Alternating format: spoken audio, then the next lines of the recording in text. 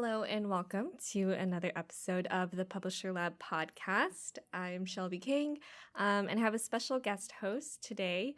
My colleague, Suthe Mani, is here. Hey, I'm back. For those who don't remember, Suthe actually took over my spot while I was away for a couple months. Suthe, just to give a little refresher, what's your role here and kind of give us a little background about you? I am the digital marketing associate here at Ezoic. I've been here, I think, almost half a year. Been loving it. It's really awesome. It's been fun to come on the podcast for a couple episodes. Yeah, for those of you who are wondering where Tyler is, he's here this week, but kind of just swamped with some strategy things going on the bigger side of the business. So Suthe's going to join me today, and we're going to do things a little bit differently.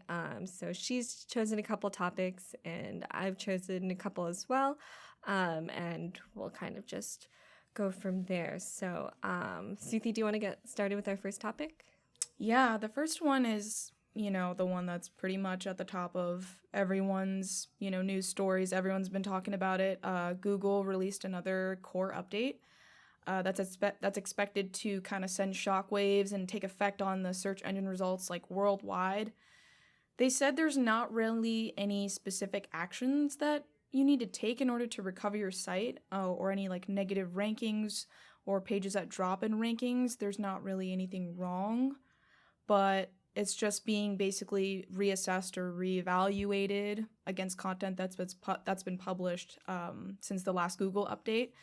So for publishers, there's definitely an instinct to want to change things, and we definitely recommend not to change anything on your website, but we actually published a blog yesterday on the Google Core Update, so if you want to head over for more details on what happened and what it means for publishers, go ahead to our website and our blog, but basically, no need for any drastic changes. Right. I think you hit that right on the nail. Just from what I've been reading, some early chatter, people are saying that this one is supposedly, even though it's only been less than 48 hours, supposedly a bigger update than the September 2019 update. But honestly, things could really change. Mm-hmm. You may be doing really well right now, and things could be drastically different in a week and vice versa. So, I mean, you're right. The main thing is just kind of hold tight. We'll get through this. It happens all the time. And we'll kind of see if anything develops in the next coming weeks or months.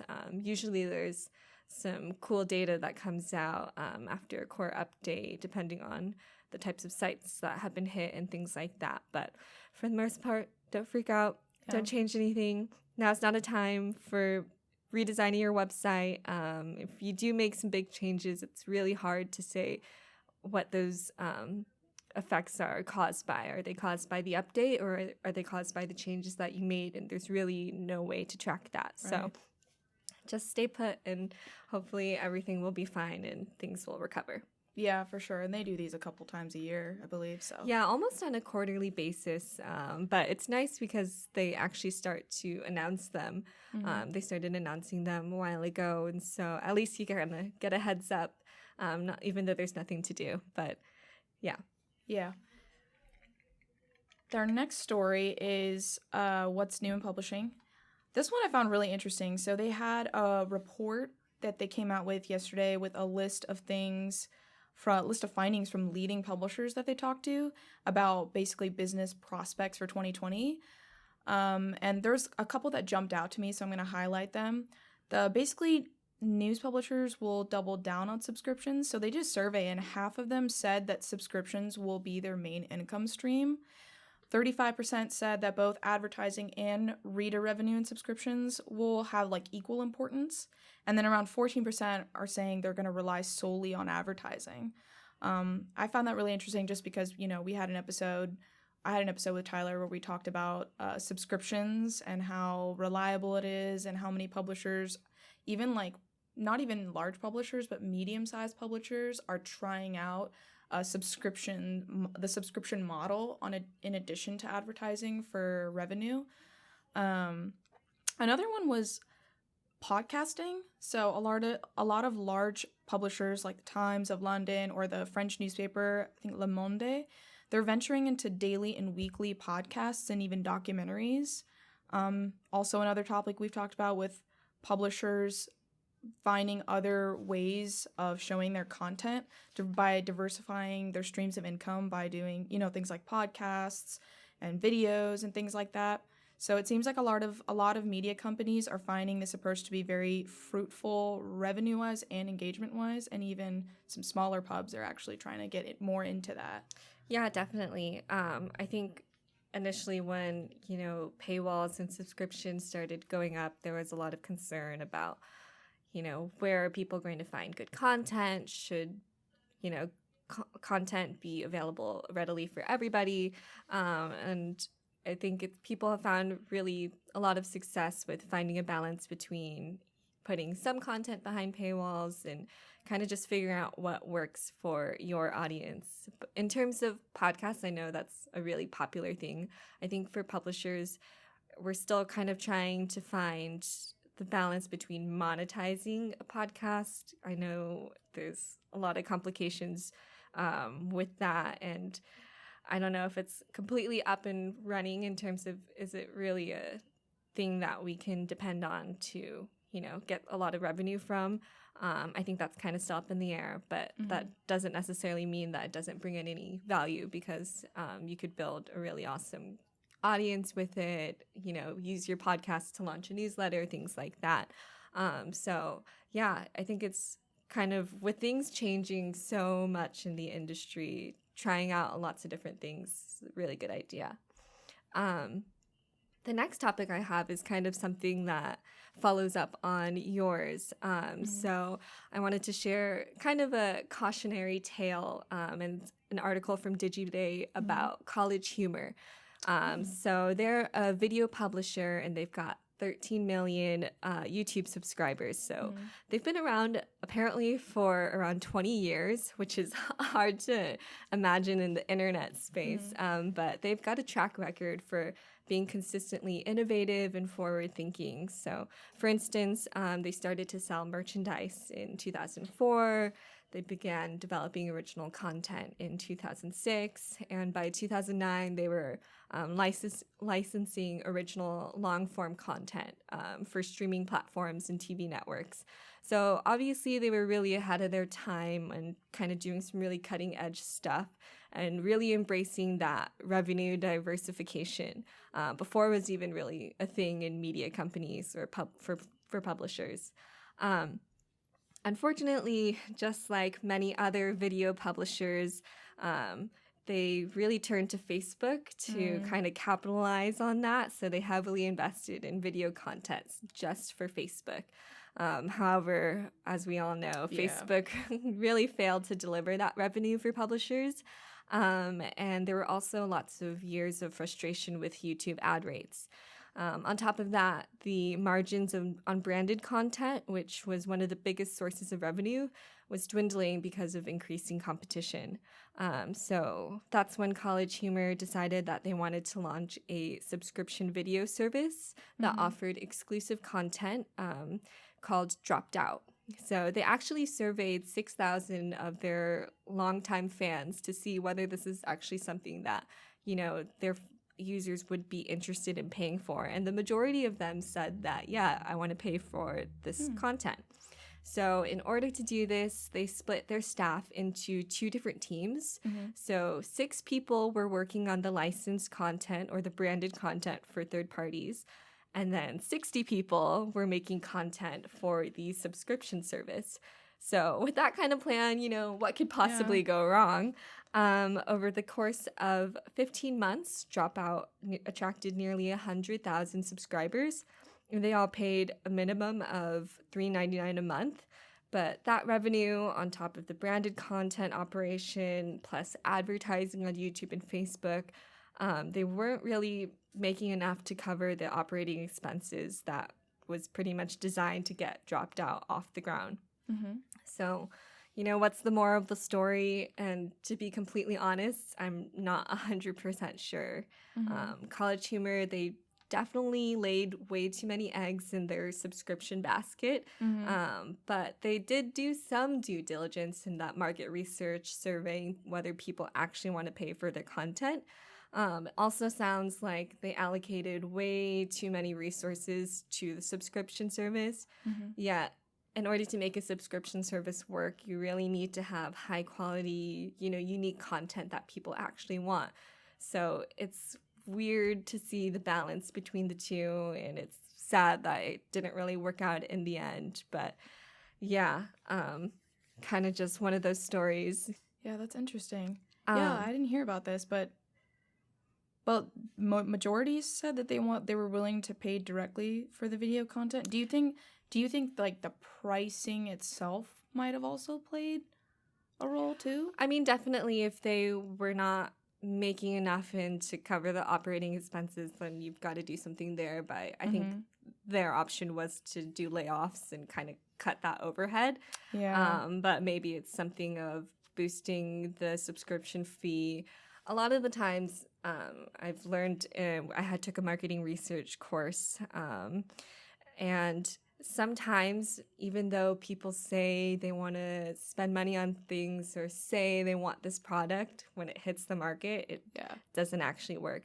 But I don't know if that was necessarily the case here. I mean, they've got 100,000 subscribers who paid for the service, but sometimes I think when you get to that size of a media company, you kind of lose touch with like how to be scrappy and how to be resourceful, and things like that. So that's something that I think like smaller website owners or independent publishers kind of really have a pulse on, because a lot of the times it's small teams or sometimes even just one person, doing everything. Whereas, the bigger enterprise publishers have a lot of teams doing lots of different things, and not necessarily things that will work out. But sometimes it's kind of just too late to find that out. And it sounds like that's kind of one of those cases. But do you pay for any like video streaming or video content? I was just going to ask you. I mean, I have the obvious like subscriptions to SVOD, like, streaming video on demand. But in terms of like an actual like web series, like I think of like YouTube Red series and stuff, I never have like paid for that. Or I've never, like, watched those. Yeah, I think nowadays it's hard to do it just because so many people are making content. And they had, like, a really good niche. I mean, I've seen a couple of college humor videos, and they're all kind of, like, got its own little quirk to it. But, yeah, it's just kind of hard when things go wrong. Yeah, I think when it comes to, like, some of those smaller, especially with video, I think when it's like really high quality, full-length television shows, we're willing to pay for it. But I think when it comes to like independent content, we're so used to the free stuff that we see on YouTube that we're just like, maybe, I could probably find something like this somewhere else. Yeah, exactly. The last topic I have on deck today is an article from Digiday, and it's titled "The Crisis That Never Was: Why Mobile Ad Blocking Fears Haven't Been Realized." So despite the fact that more and more people are accessing websites and content on their mobile devices, publishers don't really seem that concerned with ad blockers on mobile devices. Part of this might be due to like the fact that publishers earn less revenue on mobile ads than they do on desktop. In addition to this, mobile ad blockers are harder to install than desktop ones, and overall less prevalent than desktop ad blocking. But the stats about the percentages of users who currently use mobile ad blockers varies a little bit from one party to another. So a tech vendor in the space says that the percentage of ad blocking users is like 8 to 15%, which is kind of a big window. In separate studies last year, the Interactive Advertising Bureau estimated mobile ad block rates to be about 8%. So that kind of stands with the tech vendor, whereas the Association of Online Publishers estimated it to be only around 2.4%. So as publishers' traffic move from desktop to mobile devices, the fear is that really mobile ad blocking has not fully materialized. So there's this big threat that no one really seems to be paying attention to. Desktop ad blocking rates currently remain around 20%, but have been as high as 30%, and that's according to IBA and AOP. But do you use any like ad blockers on your desktop? I do. I actually have used But ad you're blockers. a marketer. I know. I have used ad blockers but I used ad blocker not because of the display ads. I originally started using it when I had Hulu so I could get ads skipped, because I don't know if it still works anymore, but at one point if you had ad blocker, it would skip the ads on like streaming videos. But I don't know. I've noticed certain publishers, like large publishers, I don't recall what the name of this one was, but they will actually hide the content if they recognize you have ad blocker on. And I had a message pop up that says, hey, we need to keep our lights on. Turn ad blocker back on. And I was like, oh, that's interesting. How did that work for you? Were you like, oh, I'll turn it back on, like I get it? Or were you kind of like, I'm just going to get content somewhere else? I actually temporarily turned it back on, turn it off. And then I was like, oh, I'll just turn it back on later. Mm-hmm. So I thought like, oh, that's, it's just a quick thing. I don't remember what article it was. I really wanted to read it. Yeah. So I was like, I'll just turn it off. And then after I finished, I like turned it back on. From a user standpoint, do you like see yourself using an ad blocker on your phone, or is that something that like you would look for? Honestly, I've never had an ad blocker on my phone. I've never even heard of it. I'm yeah, not gonna I didn't lie. know that. I didn't know there was an ad blocker on my phone. Maybe when it's those like video ads that kind of pop up.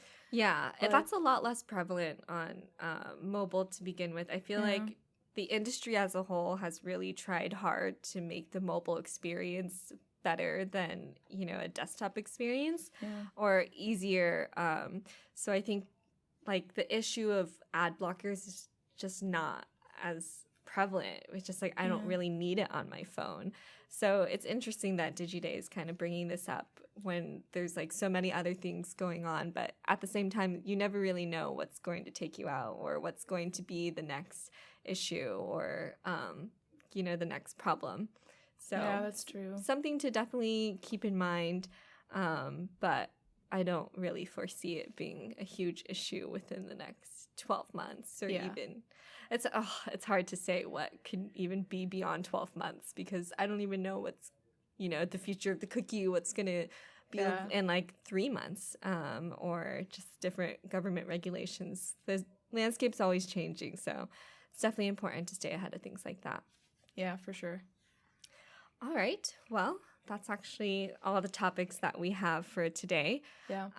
But if you guys are listening and you have some findings or some things going on with the Google Core Update or any questions or topics that you want us to discuss on the podcast, you can go ahead and go to the website is publisherlabpodcast.com, and you can leave us a comment there. As always, we always appreciate any reviews that you want to leave us, and just thankful that you come back and listen. Suthe, is there anything else you want to add? No, it's good to be on the podcast again. Some really, really interesting topics, some really big news this week. Looking forward to, next week's news. It always changes every week, Yeah, definitely. Looking forward to having Tyler back on because I hate running the show. So I hope you guys are also looking forward to having Tyler back next week. And thanks again for listening.